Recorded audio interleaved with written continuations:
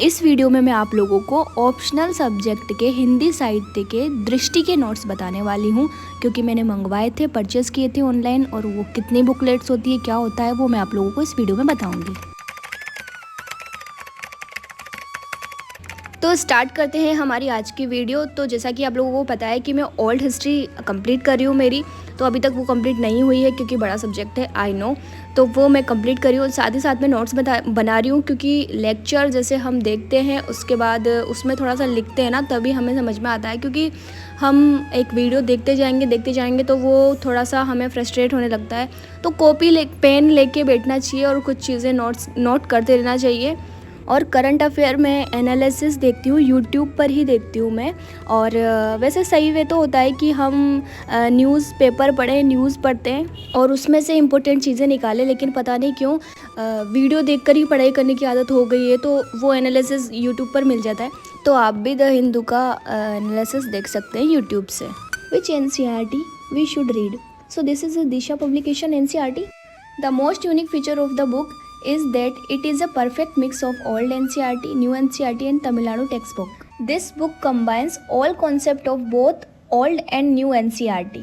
This book also covers complete syllabus from 6th to 12th NCERT book along with class 10 to 12 Tamil Nadu textbook. It is classified into an integrated standard chapter wise plan where a topic and concept that is covered in all these classes of the NCERT or Tamil Nadu books is dealt with in a single chapter. All the concepts are presented in one-liner format for easy and long retention. The book is well structured with heading and subheadings to enable easy understanding and clarity of concepts. This great resource is powered with a video course. There are 30 plus hours of concept video to learn and revise on the go in an interesting way. The content is presented in simple, lucid language with variety of example for easy understanding. This is very good book and helps for all competitive exams like UPSC and also state PSC civil services exams.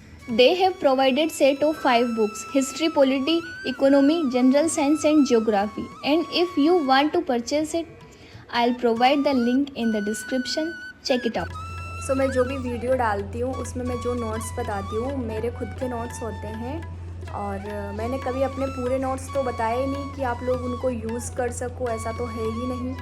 तो मेरे पास comment आ रहे थे कि आपका तो clear ही नहीं हुआ, तो आपके नोट्स हम फॉलो क्यों करें। तो मैंने कभी अपने नोट्स दिए ही नहीं फॉलो करने के लिए।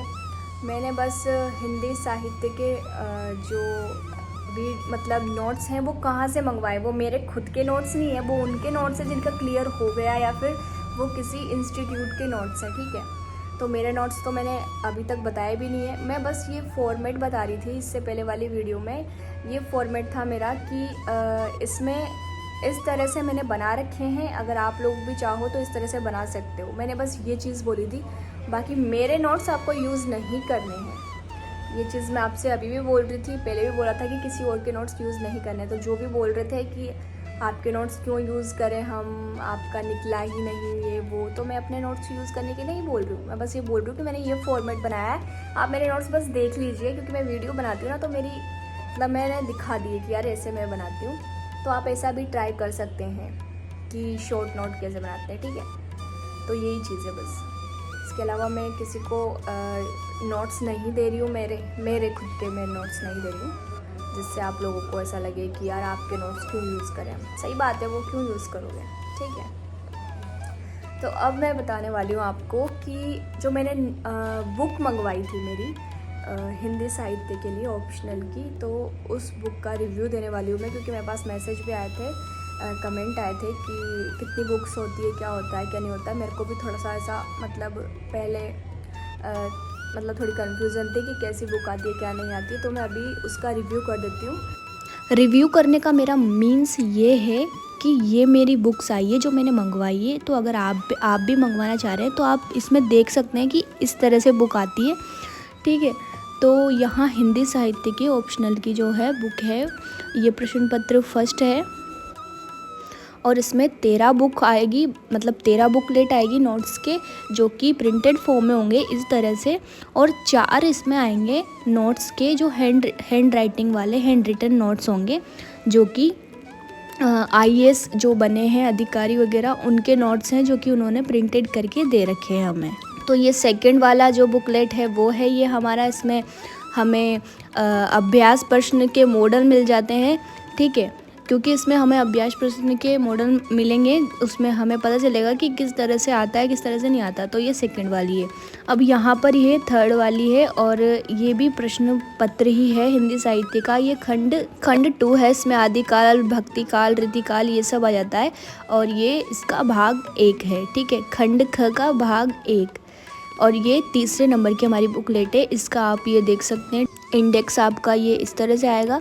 अब ये 4th नंबर की हमारी बुक आएगी, ये भी हिंदी साहित्य का इतिहास है। भारतेंदु युग, द्वैध युग, छायावादी, प्रगतिवादी, प्रयोगवादी ये सब इसमें मिल जाएंगे और ये भाग 2 है और इसका जो इंडेक्स है ये इस प्रकार से होने वाला है, ठीक है।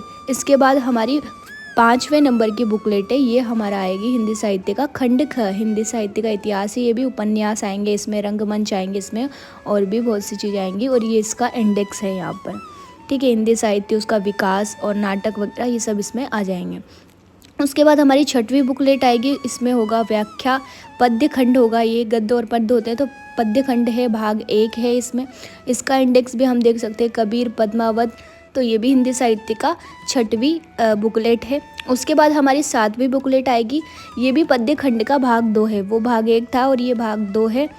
इसके बाद हम नेक्स्ट बुकलेट देखते हैं। नेक्स्ट हमारी है नंबर 8 वाली और ये गद्य खंड है, 2 पद्य के आते हैं, भाग 1 और भाग 2 और ये गद्य का खंड है। इसमें गोदान, दिव्या, मेलांचल, महाभोज, एक दुनिया समानांतर, यानी प्रेमचंद्र की जो रचना है वो इसमें आएगी। उसके बाद 9th वाली बुकलेट है हिंदी भाषा और नागरी लिपि का इतिहास, यानी इसमें हिंदी भाषा का इतिहास, ध्वनि व्यवस्था, विशेषण वगैरह ये सब चीज़ें इसमें आ जाएंगी। इसके बाद खंड ख ही आएगा गद्य साहित्य का और वो 10th वाली बुकलेट है, उपन्यास और कहानी आएगी इसमें, जो इन्होंने उपन्यास लिखे और कहानी, गोदान, दिव्या, मेलांचल वगैरह ये प्रेमचंद्र से रिलेटेड ही होंगी, तो ये आएगी इसमें 10th वाली में। अब 11th वाली हम देखते हैं। प्रश्न पत्र 2 का है, ये भी खंड ख है, गद्य साहित्य भाग 2 है, नाटक और निबंध आएंगे इसमें। तो इसमें भारत की दुर्दशा ये सब आएंगे, स्कंदगुप्त की आएंगी इसमें कहानियाँ वगैरह। और ये है 12th वाली। अब 12th वाली में आएगा मध्यकालीन कविता, कबीरदास, सूरदास, तुलसीदास, बिहारी वगैरह ये सब इसमें आ जाएंगे, कबीरदास वगैरह इनके दोहे वगैरह ये सब चीज़ें इसमें आ जाएंगी।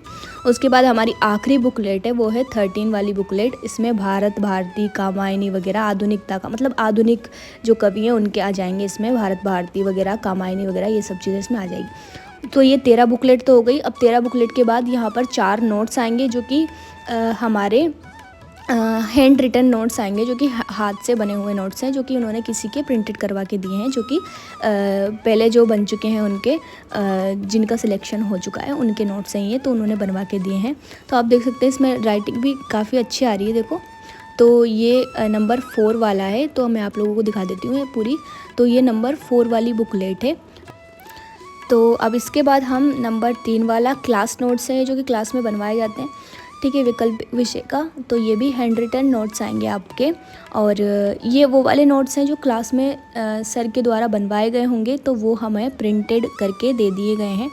हिंदी साहित्य की क्लास के नोट्स हैं, ये 2nd नंबर के हैं, यानी इसमें टोटल 4 अपन को मिलेगी, ठीक है, 1st, 2nd, 3rd और 4th वाली। अब ये 1st नंबर की है, ये तो देखो मैंने काफ़ी ज़्यादा पढ़ी है, तो इस वजह से ये थोड़ा सा मतलब ऐसे हो गई, पर ये भी हैंड रिटन नोट्स हैं जो उनके द्वारा दिए गए हैं हमें। तो 4 और 13 मिला के टोटल 17 बुकलेट हमारे पास आई हैं।